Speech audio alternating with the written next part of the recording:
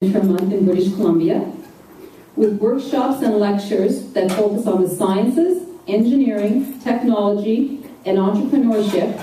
The program provides an academically stimulating, mind-expanding adventure for top, well-rounded students.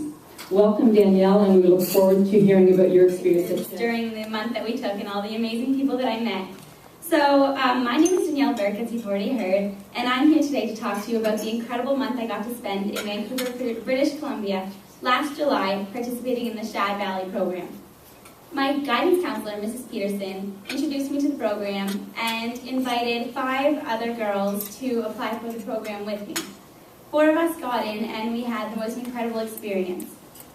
Thanks to your financial contributions, I was able to attend this enriched program that focuses on engineering, sciences, mathematics, and entrepreneurship.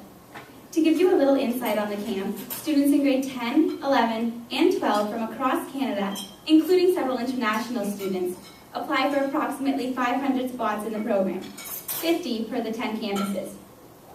In 2011, over 1,000 deserving students proved that they met the requirements through the very extensive application process. I was fortunate enough to get accepted in the program and get the campus of my choice, University of British Columbia. While I was at the program, I learned so much. I discovered the very long process of writing a 30-page business plan and the meeting of an all-nighter at the same time. I learned how to stay awake during a 2-hour lecture about a topic that I wouldn't exactly call interesting after said all-nighter. I can now speak a little Mandarin, make origami, play chess. I tried a lot of new things like ultimate frisbee, geocaching, and sushi. I had a ton of amazing experiences while I traveled British Columbia, like blowing away in a tent during a thunderstorm, and hiking a snowy mountain in the middle of July, complete with a 50-person snowball fight when we got to the top. Not only did I gain knowledge and experiences, I learned a lot about myself as well. Throughout the month, I got very close with one of my program advisors, Shauna McGinnis. She had recently finished her engineering degree and was happy to answer all of my questions. After learning that engineering was all about problem solving, thinking outside the box, and heavily focused on math, I became very interested in this field. Before I went to Shad Valley, I had no idea what I wanted to study in university. I was hoping I would figure it out during the year, but thanks to Shad Valley, it gave me a little insight on what I thought I would be good at. In the fall, I'm taking a general Bachelor of Science in Engineering, studying at UNB Fredericton, to become either a chemical or mechanical engineer, specializing in biomedical engineering. Biomedical engineering is really appealing to me because I'll get to work with the public and I'll be helping people directly. After gaining a few years' work experience, I would like to go back to school and become a professor of engineering, if it's not too much school for me. Working in a non-traditional field means a lot to me because it means I have options and I'm able to work in whatever field I would like to. There's no longer a list of gender-specific jobs. I also met a ton of encouraging and inspiring peers who helped me learn a lot of lessons.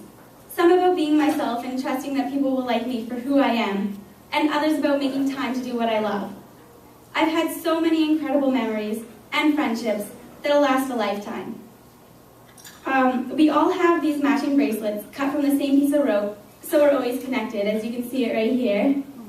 I still haven't taken mine off, and it's been just about a year. I still talk to everyone, and I get to see the Shads that live in New Brunswick occasionally. I'm hoping to head down to Toronto this summer, where the majority live, so we can have a reunion. I can't thank you enough for helping me attend Shad Valley and have such an incredible month that helped me grow as a person. Thank you for having me here today and for your attention. Xie xie, which is thank you in Mandarin. So what was your sort of average routine? A typical day, we woke up in the morning, usually around 7 o'clock, because we had to be in the lobby at 8 o'clock, or we got curfew that night, which we didn't want because we wanted to hang out with our friends and meet new people.